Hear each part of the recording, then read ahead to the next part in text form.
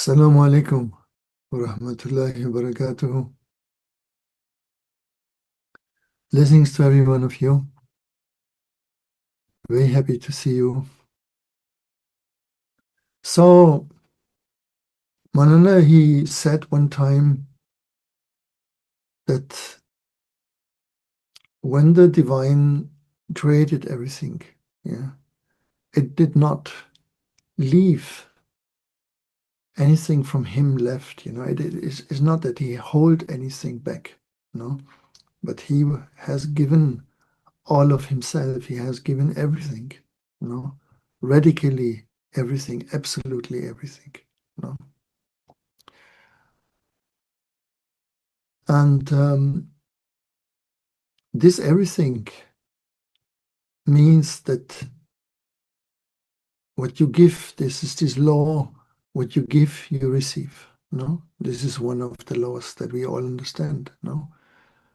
What we are giving, we will receive it back. So if you are a very kind person, if you're a very generous person, all this, very loving person, all this will flow back into your life, right? And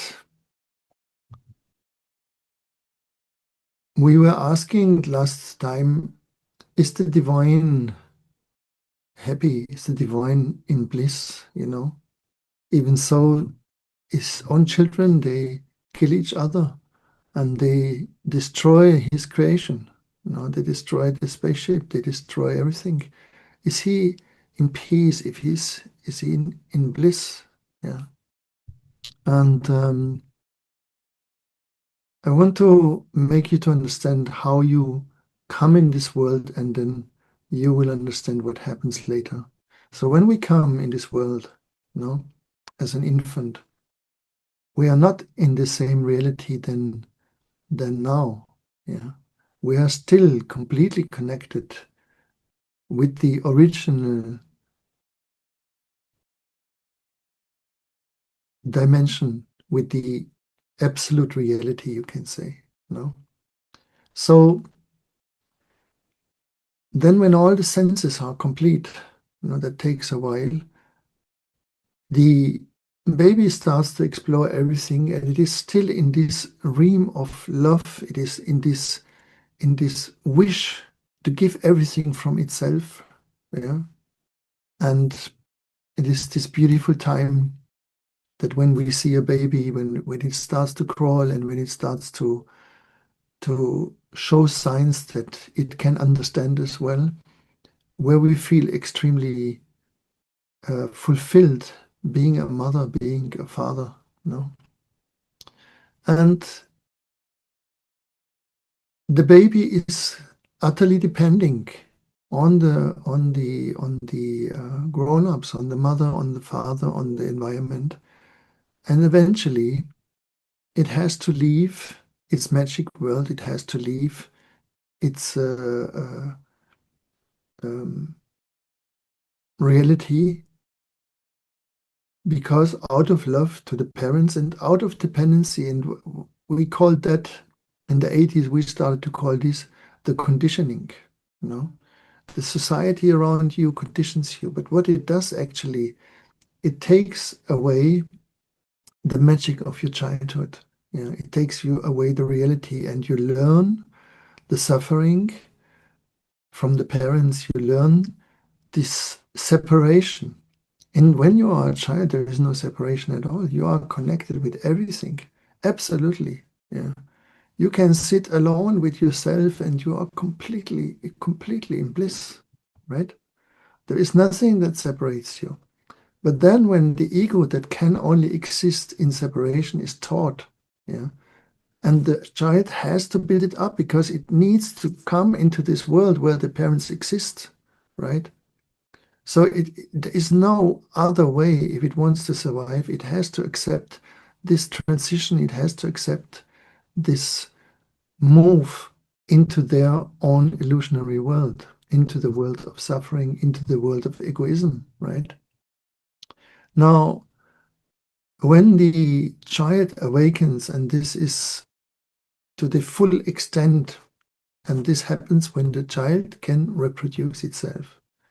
With boys, the earliest what is known in the medical world is that there seems there existed some boys, they could already have the appearance of their first ejaculation in the age of 7. But it is extremely rare, no? Usually it starts around 10, something like this, 9, 10, and so on. With the woman, it is a little later, no, with the girls.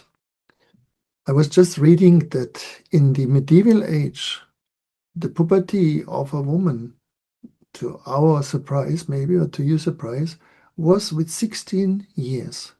Yeah.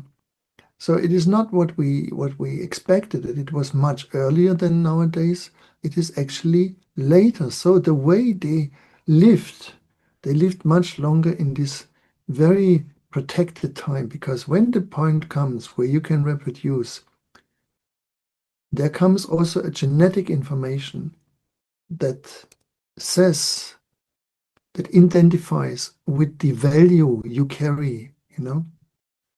Maybe you heard in the 80s that there were parents, they wanted to have a child, and their wish was to have a child from the semen of a genius or a very intelligent person, no, or a very gifted person, like a top musician or top scientist or top this. And you ask yourself, why is that? No. Why would they want that? No. It is simply because the quality or the information that we have in us is very, very different from person to person. No. And it is represented in your semen. Yeah. For the men. For the women, it is very different, of course. It is much more complex and wider, yeah, and easier to understand. So the woman has this mystical organ that is the uterus, which is a kind of universe in itself. It's a world that can bring life, no? Yeah. So the creating power in a woman is very, very different, no, than in men, right? She has this ability, she has received this genetic advantage that she can give life. Yeah. Yeah, we all need a mother, but we not all need a father in that sense. Yeah. The semen could be, and most probably will be in a short time, reproduced and cloned, because it is just a little thing. This is just a drop in the ocean, right? While to clone a mother, yeah, or to make a baby outside somewhere is basically impossible, yeah, and might stay forever impossible. You understand the difference? Yeah. So to manage to find this extract, yeah, of a semen and to clone that should be not a big step in the near future. Yeah. While to manage an artificial uterus is probably never going to happen. Yeah. It is too complex, too far out. No. So there was this wave of people that wanted to have the semen of a genius and so on. No. And it is one of the reasons also why in the beginning prophets, for example, had a lot of children, right? And even in Christianity, not far ago, yeah, also maybe to your surprise, in 1139, it was starting, the Catholic Church started to decide that popes cannot marry anymore, or priests cannot marry, right? Before, they also had children, by the way, yeah. Yeah, that is to your surprise, maybe. But it was not like we think now from the very beginning. You know, Christianity had this this monastic way, and this was ordered, but the Catholic Church introduced it very, very late. No, yeah, because in all traditions, the quality of the reproduction system is considered very much depending on the level of spiritual realm, of the spiritual realm you have reached. No, so an idiot is not demanded in that sense. Yeah, is not considered to be a valuable, to bring a valuable semen.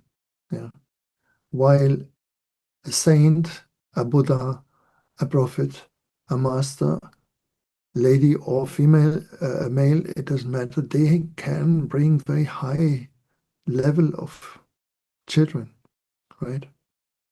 Not necessarily, yeah, as there is also other factors, but it is a very good starting point, no? And when such a child is born and raises up in a good way, then it has a chance to also get the benefit of this genetic situation. And then this so is not for a surprise that in most of the tarikats, the silsila goes from the father to the son. Yeah. Okay. And in many times, also in the worldly matter, it was the same. Yeah, the king, no, would give it to his son, would give his kingdom to his son, right? So in this journey that we lose the separation, we have to that we lose the unity, but you have to understand that the divine will never allow to be heard in that sense. Yeah. So in the moment you lose the unity, you come into this suffering process. Yeah. And the only way to come out of it is either by death, that you will understand finally when you come to the other side, that nothing bad has really happened to you, because you will come to know that when you die. Yeah. That will be a realization that you will understand nothing bad has been done to you. Yeah. Separation can only happen in a kind of dream state. When you are dreaming, you're separated from this world, right? And whatever happens in the dream, it is not affecting you in that sense. It's not like having the consequences that you fear in the dream. Yeah? In a dream, you can be persecuted, you can be run for your life, you can have horrible, very horrible situations. No, that people slander you in the dream, or you fall, or you have accidents. Many, many things that you are so grateful when you wake up and you understand, oh, this did not happen. But in the moment of the dream, it happened to you totally, right? So the same thing is happening when you come back into the timeless unity of the divine realm. No? Yeah. There are many levels of it in the divine realm. Yeah. It is not just one. Yeah. But he also has created many levels in his divine realm. You know? So when you enter into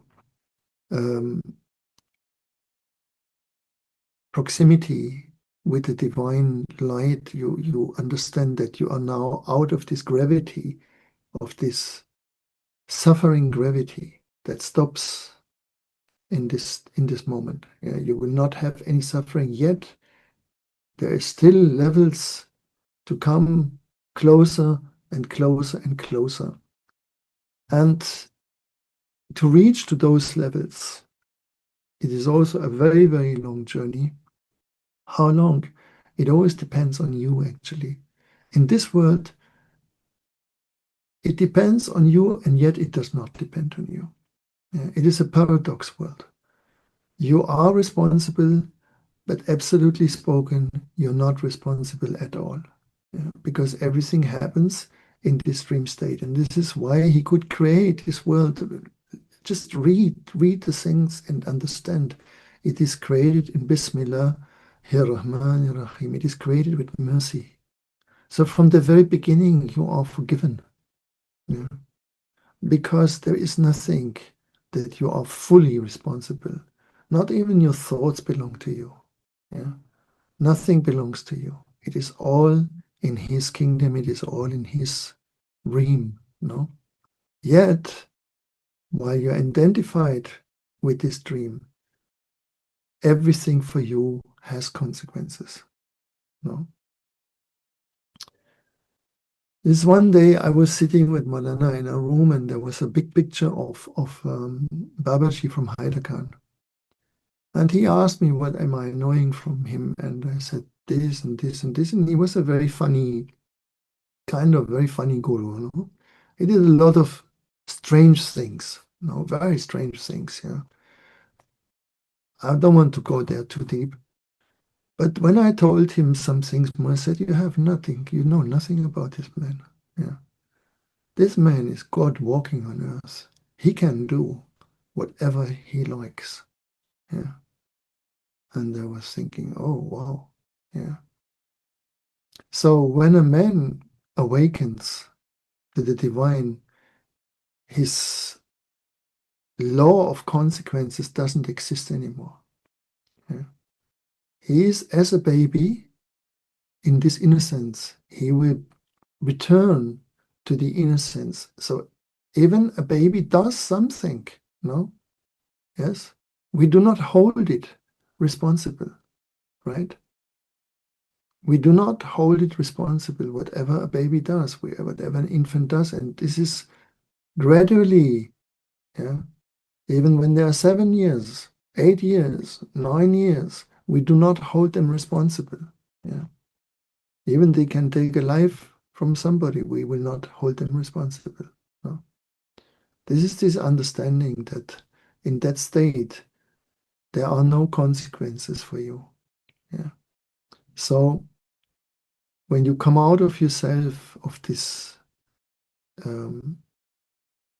state of separation, your life has not the same consequences anymore than before. Yeah. The more ignorant you are about the vertical dimension, the stronger you will find the consequences hitting you. Yeah. In the spiritual world, we also distinguish from the age of 40, which is a cut, yeah, for every one of us. Until 40, you are what I call in the repair mode. Yeah. That means your life regenerates very, very quick. Even you make a mistake, yeah, or you make bad mistakes, still your life will regenerate quickly. Yeah. Maybe you have thought as a youngster, oh, my life is done. I made this and this mistake, and it will never, never, never be the same. And then you find out in a short time that it is not the case, right?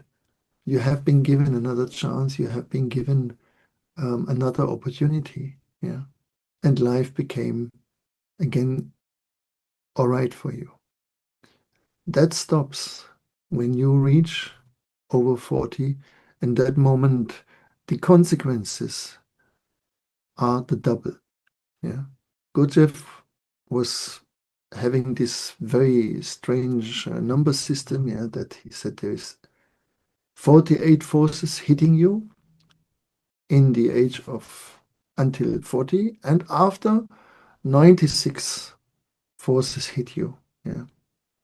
And he called that with I don't know what he called it. It was like this hydrogen strange element, he calls it. Yeah.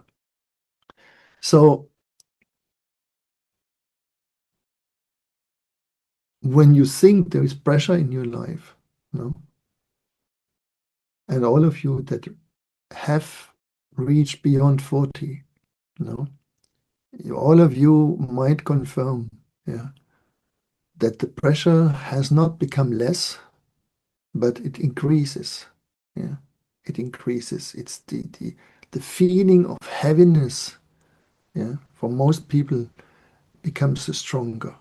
No, especially from 43 on, then 50s can be very strong, 60s can be very strong. Hopefully less and less, because the divine tries everything in that time to make you to wake up.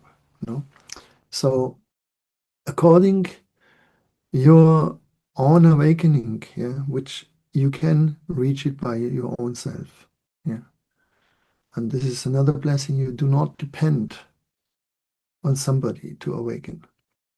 Awakening is something that every one of us can reach by their own way of thinking, by their own way of acting. And if you follow any tradition uh, sincerely, the state of awakening should be granted to you. Yeah. While what we call enlightening, yeah, this is a complete different category. Yeah. Enlightened people are very, very few in this world, right? No. So when you come to Tiruvannamalai, you find always these people, this one enlightened, that one enlightened. Uh, so many Russians, they write on some flyers, what's the name? Ustinov, he is 18 years and he had his enlightenment, after this and this, and then there's Anton, and then there is Johann, and then there is Maria, and all enlightened, right? And I don't know how people can understand that. Anyway, the number of enlightened ones is fixed. Yeah, it is fixed throughout the cycle of humanity.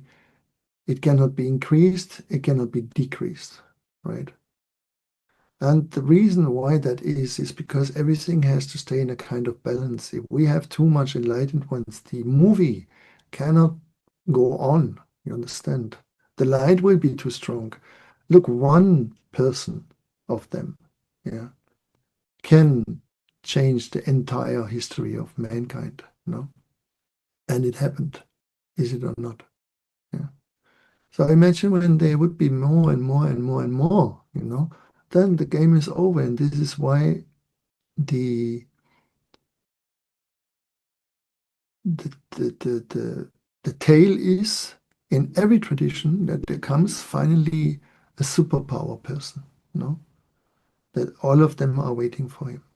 We call him Mahdi, the Buddhists call him Maitreya, the other one call him Messias, and so on and so on. And it says that he has the strongest power of anyone ever.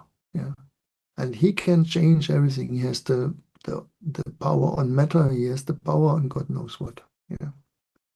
And when he appears, in our tradition, we say together with Jesus, alayhi salam, then we are entering into the golden period. Yeah, again, no? But, this little but, no? I mean, the Jewish, they wait for him for 5,000 years, yeah? and Christians also wait, and we are all waiting in that sense. And if you look at this moment, yeah, what would be the benefit of such an enlightened person? Hmm? I mean, where people run behind people that had maybe one experience in their life, and suddenly they're enlightened, Yeah. We have no scale system anymore. We don't know what is real. Yeah. Yeah. We don't know anymore who is real. right? Because most of you have never met a king, yeah, or a queen of in the spirit world, right? If you have met a real king, you will never ever forget it. Yeah. This is like you saw the sun for the first time, you know. You can never ever forget it. Such a person appears once in a while. Yeah. Right? And having met one like that will change your life, yes or yes or yes. Yeah. Even you just pass by that person. Yeah. And he looks at you just for one moment, yeah, and says, hello. Yeah.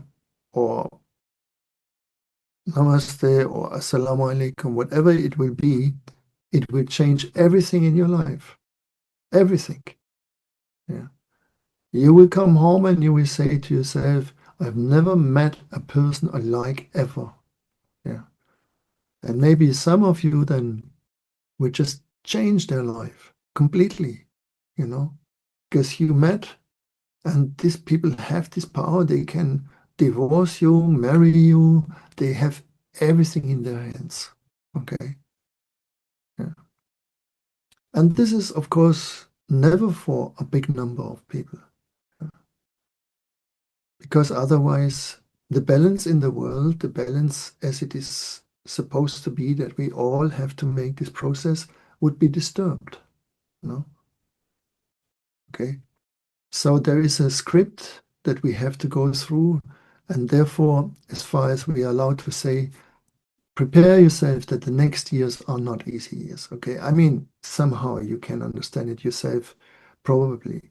But it will not be only in terms of wars or this kind of things. It will, as you also see it already, the amount of foolishness, Maulana would call foolishness, no? Of stupidity, of irrational behaviors will increase and increase, increase. Yeah. Greed also has no limit, yeah, but it still increases, increases, increases. Okay, because we are not ready to let go. Yeah, and as long as money is the true religion, yeah, or as the world is everything, we will not be able to come to another point. All right. Yeah.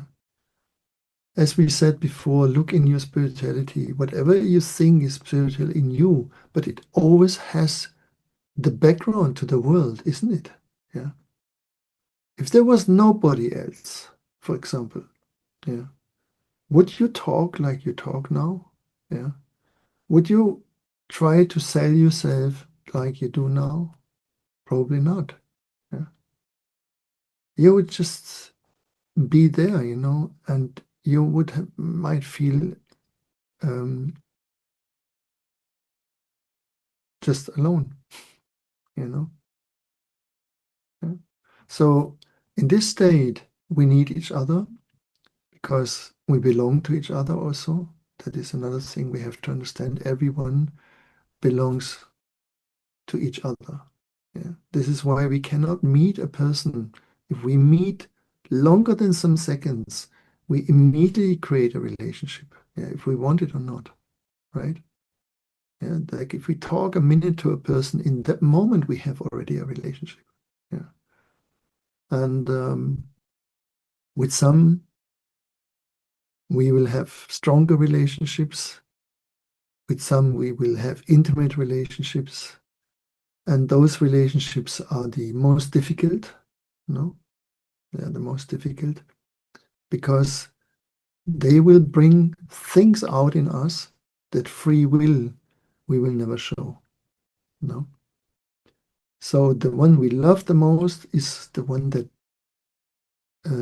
will see our ugliest side. No. This is how it happens. Yeah.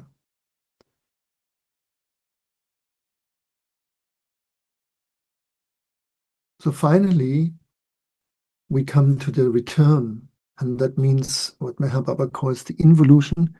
That means everything you have accumulated. Yeah, it will be slowly, slowly taken away. Look at your children. When the children grow up, that have they got everything from you. They got all your money. They got all your energy, everything. And one day, boom, bang, yeah.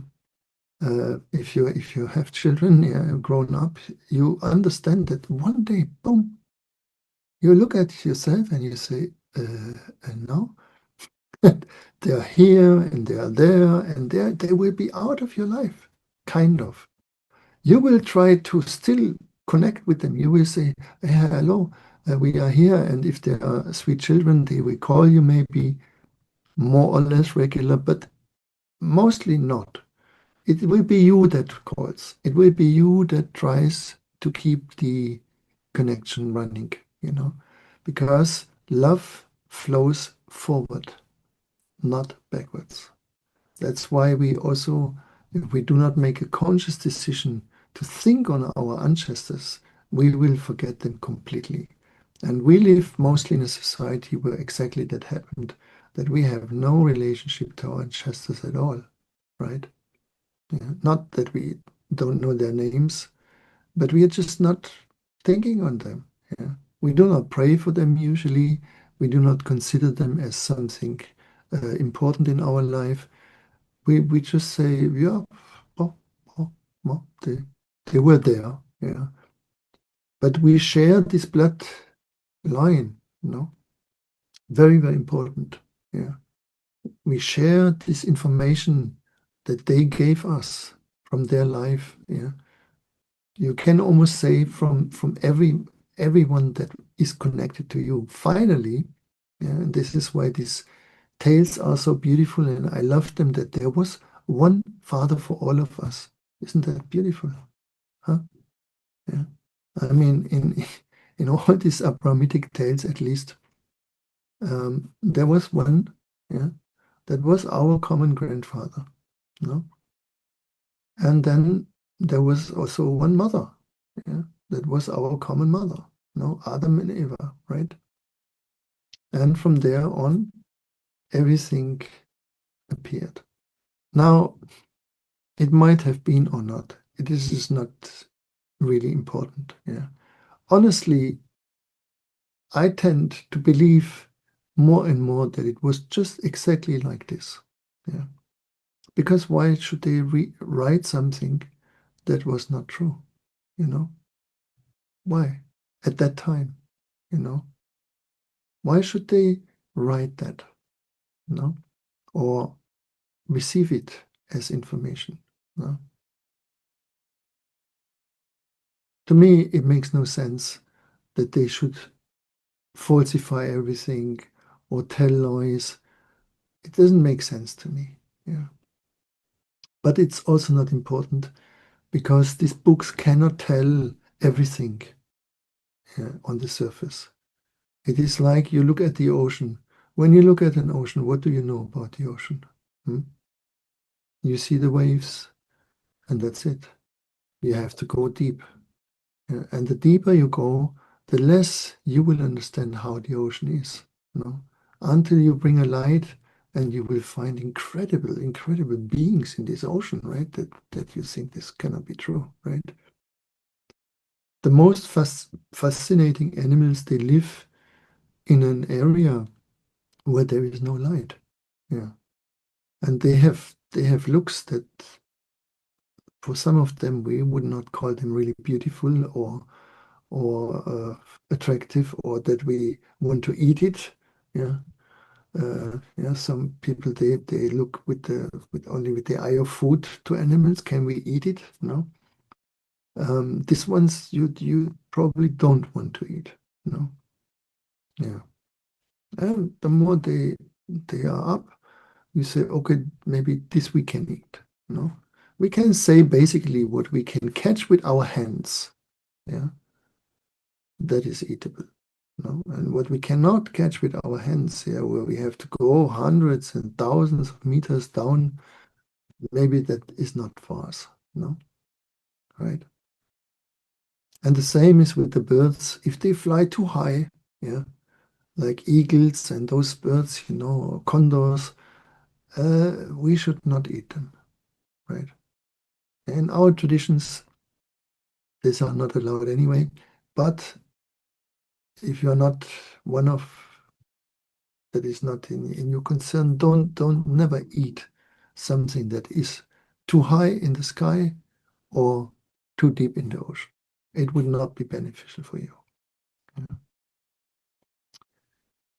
So the training is very simply to become God yourself. Yeah.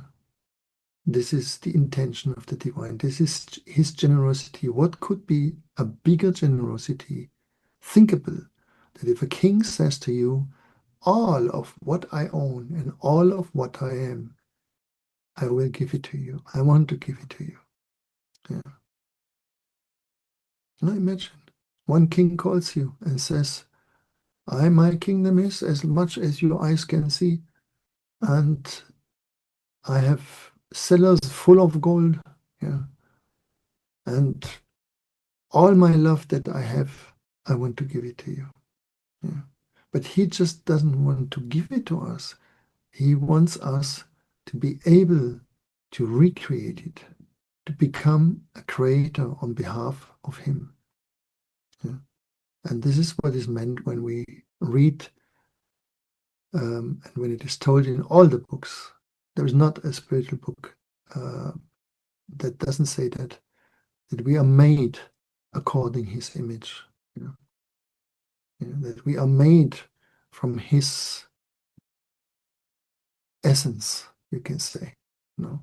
And this is the school of life. The school of life is to become the divine, not less than that. Okay? Yeah. So forget about enlightening, not enlightening. This is a silly approach. This is something in the old times never mentioned that. You become him. Yeah. And so he gave us these medicines. He gave us this fantastic pills in the term in the way of sounds. No. So he taught us the names, the divine names. No. And in the divine names is the secret of himself in it. Yeah. So he said, to get an idea what it means to be a divine entity, to be a divine being, you have to work with those names.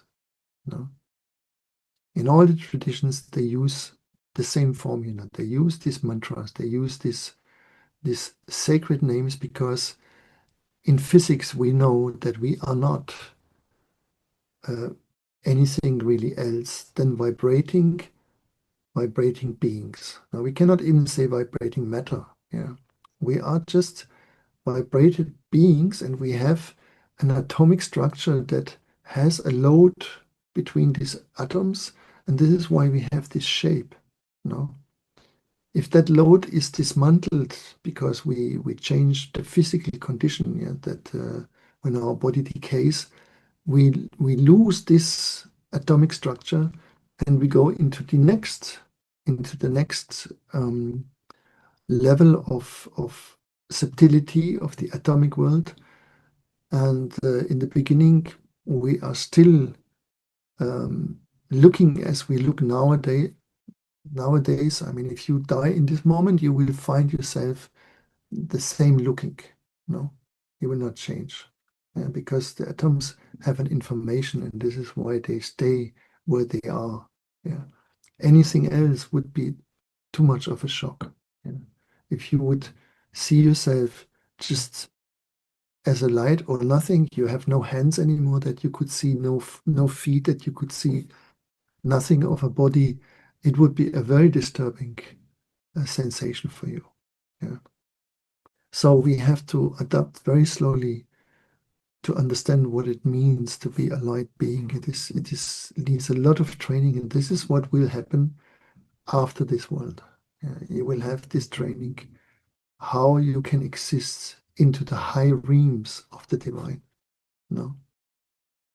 And that is not something we need to talk now, because this is too esoteric, kind of. Yeah.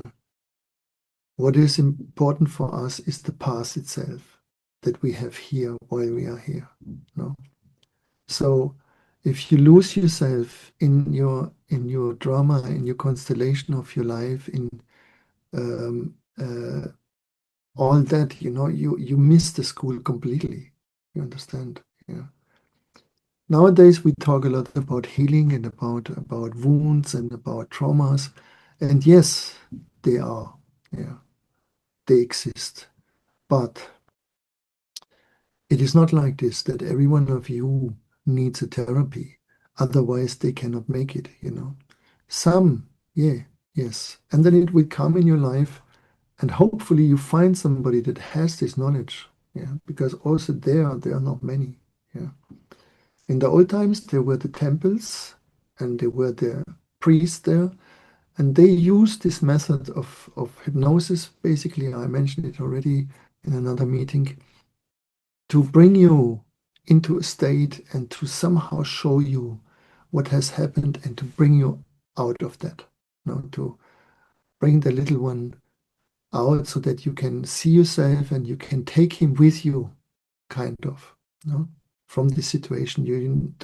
He's not anymore alone in that situation. You give him your presence and you see him, you see her where she sits, yeah, when the trauma started in that very moment, and you will be brought there, and you can see, okay, you were alone sitting in a room, or you were under any other condition, whatever it caused the trauma. Yeah. Usually there are very little things that happened. Yeah. Okay. And because it's so little, you cannot grab it mentally, because now you sit in a room, and hopefully this is not a big trauma for you, that when you sit in a room, even it's a bit darker or whatever. But for a child that doesn't have the concept of time and space yet, the time is as it is in the real world, absolute. That means there is no time. So when the mama leaves the room, a child experiences it as eternity. Yeah. So it feels it lost its mother. You understand that? Yeah. It lost its fundament. It feels in life danger, and this is why it is so strong for the child. In the indigenous traditions, in many indigenous traditions, they bind the child up to 2 years on their body. They do everything. They go to work on with the child. They never leave the touch with the child. And you can be sure those children, they will have very, very small traumas, if at all. No. Yeah. They also live as a community difference. So in case the mother really cannot carry the child anymore all day long around, someone else will carry it around. So there was not just one mother, there were maybe 10 mothers or 20 mothers, that they exchange the children, and by this way, the child felt an incredible trust towards the world. Now, when there's just one mother in our society, we reach this point that we got isolated from each other. We are separated. We all have our own washing machine, our own fridge, our own whatever, no? TV and so on and so on. That kills all the resources in our world. And on top of that, the mothers come to an level of exhaustion, a level of too much. Yeah. Right? Very quickly. Yeah. And in this constellation, it is unavoidable that a mother sooner or later freaks out on the child. Yeah. In measures. No, it doesn't mean they all throw it out of the window. They want to do that. Yeah. I don't know if you ever had this situation with your children, but I had an experience. I had a moment where I really thought there was. I didn't do it here, alhamdulillah, no, but there was a thought. There was a thought. I throw it out of the window. And there is something that can happen. No. Some they do. Thanks God, not so much. But even they do, mostly, yeah, maybe you heard those stories, there is someone that looks up in that moment and catches the child. No. There's a very rare stories where the child is thrown out of the window and nobody catches it. Yeah. At least in my information. Yeah. So if the mother freaks out and throws it out of the window, one is waiting down to catch it. No. Yeah.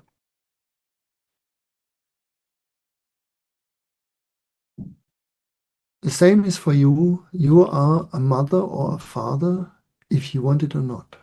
Because you're born with this little child that you have to learn to become a mother as God is our father and our mother. You understand that? So you need to learn to become a mother or a father, yes or yes, having a physical child or not. Yeah. This is one of the things you need to learn, what it means to be a mother and the father. If you want to become a big mother, yeah, a big father, you become a wise mother, yeah, and that is symbolized in the grandparents. No, the grandparents, yeah, in English is a good name for it. These are the big mother, yeah, the big parents, big father, or big mama. No, and hopefully you had those grandparents in your life because they give you this aspect of how they can be very motherly, but in this very relaxed way, no, very sweet way, very encouraging and very supporting way. No? And so you need to become a mother and a father. Yeah. I hope that is clear for you. Yeah. Having a child or not, you are not spared, from this process. You need to become a father and a mother. And this is another thing you will feel that when you meet a person that is so-called enlightened, you will automatically feel this could be my father. Yeah. Or I want him to be my father. Yeah. Yeah. It's like this. Yeah. And this is why they often call them Baba. Baba, Mama. Yeah. Amma. No? And so on. Yeah. That is the simple reason, because they have this fatherly quality, they have this motherly quality, more or less. Yeah. But you feel safe in their presence. You feel peaceful in their presence. I always remember when I came to Malala, no matter what was the degree of my drama, in the moment I would meet him, yeah, bang, it's finished. Absolutely finished. There's nothing, whatever is it, it was just gone, right? And this is the sign. If you have developed your father, not the father to someone's else child, that means your children physically is not the children we talk about. Yeah. We talk about the little one that is born in you in the moment you are born and doesn't grow up. Yeah. So you have to look for that child. Yeah. In the modern psychology, yeah, we call it the inner child, papa, papa, papa. Yeah. I like always to say the little one. And when you do that, you will find that this child is a golden child. Okay? It turns into a golden child when you become a father for yourself, a mother for yourself, because you need this child power for your life, for your proximity to the divine, because the divine is also represented in the image of a child. No? Yeah. That's why the story starts being a child. Yeah. You understand? Every aspect of our life, the divine is represented there. So there is an elder one in the divine. There is a hero in the divine. There is a lion in the divine. There is a king in the divine, and so on and so on and so on. And all these experiences, the divine wants you to go through it. Okay? So whatever you experience, has not only to do with your drama, It has to do with you becoming these experiences to understand, yeah, who you are, okay, and who you will be in different times of your eternal being. All right. So sometimes you will be a child, and sometimes you will be an elder one, but you are first of all an eternal being, yeah, that unfolds in all these aspects. All right. So there's purity, yeah, and there is selflessness that represents basically in the young age and hopefully in the old age. Okay. Yeah, when there's nothing for you to buy anymore, yeah, because you are 90 what, yeah, then you can say, okay, come, take it, have it, yeah, because you are not able to drive your sports cars anymore, yeah. Then what? Yeah. Let it go. No, give it. Yes. Even when you become old, you live in a palace. The palace is too big for you. Yeah. All the cleaning, all the all the all the ways, you know. Yeah. If you're not very rich, you know, and you have an army of cleaning people, then what? You know. Yeah. The house falls on you. Yeah. So at the end, you come back to your childhood's situation. One room, one room for you. Yeah. That is all you need. You need one room, yeah, not more. And in that room, you're born, and in that room, you live. Yeah. This is how it is. So you will do that as many times as it is needed till you come to this awakening. Yeah. And as I said to you, awakening is granted. You can have it if you want it. You can have it. Yeah. Then comes the invitation or not. Yeah. And this is, as he says also in his book, I take to my light whom I want. Yeah. We cannot know it, why he takes somebody and somebody not. Yeah. But this is in his mystery, this is in his secret. But whoever he takes, he will think, I, I don't deserve it. Yeah. You will think it cannot be, you know, it cannot be true. Yeah.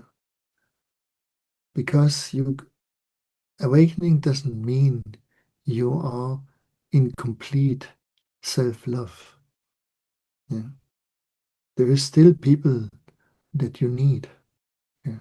There is still people that you will miss, and so on and so on. In the divine state, there is nobody that you need, and there is nobody that you miss. Yeah. All these gods, yeah, that come out then, they have their own universes, they have their own galaxies, they have their own universes, as we said before here, their own worlds in which they are not needed. Yeah.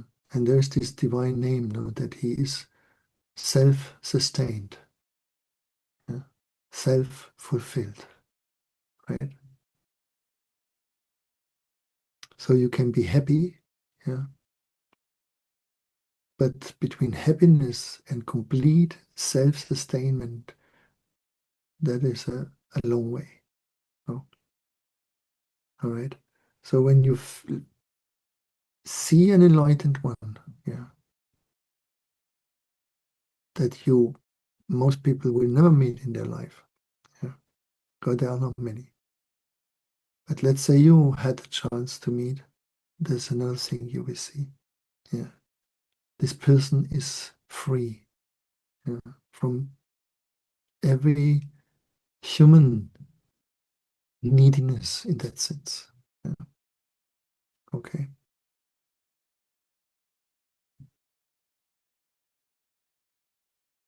So, so we are now in the end of time. That means we are going to the most dramatic passages. Yeah, that is when the captain says, "Fasten your seatbelt and pray." No, yeah, and where you may think, oh, this is it. Yeah, the plane will come down, the plane will crash, the boat will sink. Then have faith. This is where we all need to come to it. You have to have faith, iron faith, unshakable faith, that everything is in good hands, no matter what is the outcome. And more than ever, do not look to the players outside. Look, what do you do in this game? Okay? It is not needed to have more fearful people. We have enough fearful people. We don't need more fearful people, and also not stronger fear. We need some people also on earth that don't have that, yeah, to create this next time that will come. No? And hopefully we will have this experience together. Yeah. It is not gonna take long. Okay. It's not like in 100 years or something like this. No, it is close. Yeah. It's close. That means even in my lifetime, it might happen. Yeah. And all of you so young, mashallah. For you, surely. Yeah. Okay. But even for the old goats here, yeah, we have a chance yet. Yeah. This is why Maulana always said to us, don't worry, I will be with you, yeah, when the golden times come, no? And I understand, because you see, in the timeless zone, time is a difficult thing that you can imagine, no? Because it is an anomaly. You see, they are telling you a time, because in our world, yeah, we have linear time. Yeah, we have a linear system of time. So the timeless world gives messages about time. It is extremely difficult to understand. Yeah. But in a timeless world, every event looks very close. Yeah, as if it has happened already. You understand? Because that's the reality. Everything has happened already. Yeah. This is the paradox of time, and it's the paradox of a world like ours, that is a simulation, yeah, into the eternal time and space constellation. This is what it is, yeah, because it can only be done what we need to learn in these circumstances. If everything would be just always good and easy and fine and peaceful and harmonic, we cannot learn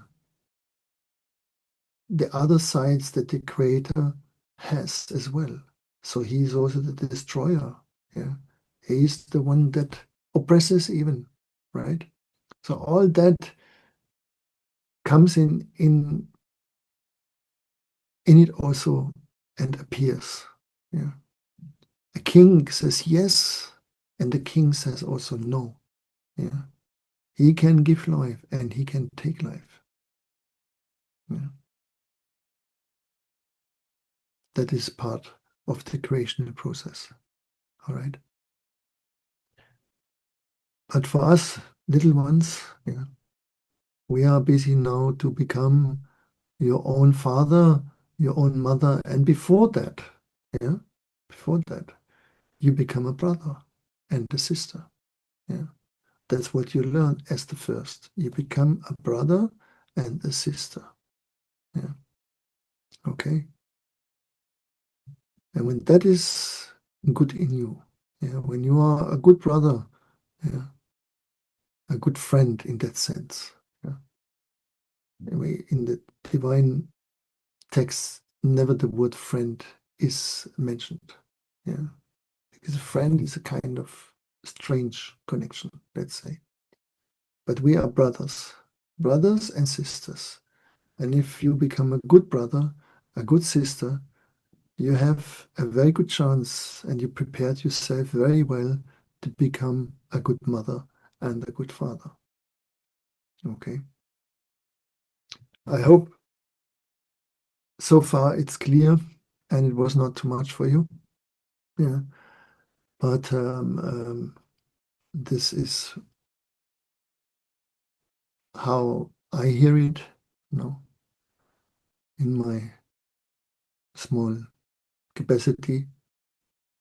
And you see, the funny thing is, I don't know if some of you have the same sensation, but I should be more worried, right? Because the world goes crazy and crazy, but in fact, the opposite happens within me. Yeah, as if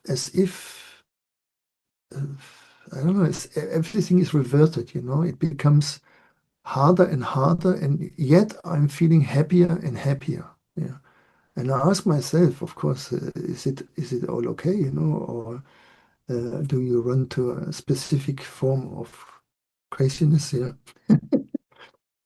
But they asked a big master once, they asked him, "Oh, Sheikh, how can we know if our happiness is real?" Yeah. And he said, it doesn't matter. Yeah. If you are happy, even if it's completely not real, be happy, you know. Don't doubt your happiness. If the happiness comes to you, you'll be happy. Okay? Yeah. And just enjoy. No? Then if it disappears, then you will know, wasn't the lasting big happiness, but never mind. Yeah. Happiness is happiness. Okay. So don't feel bad, even in those times, if you're happy. Yeah. Because we are close in the sense of divine timing, no? We are close to a very happy time. Yeah.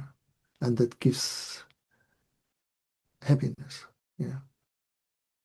So don't desperate. Now fasten seatbelts and have this faith, iron faith. Yeah. All right. The more of us having that, the smoother and the sweeter things can turn. You have to understand that. Yeah, we are in an interactive game. You understand that? Yeah. Okay. So it depends very much on you.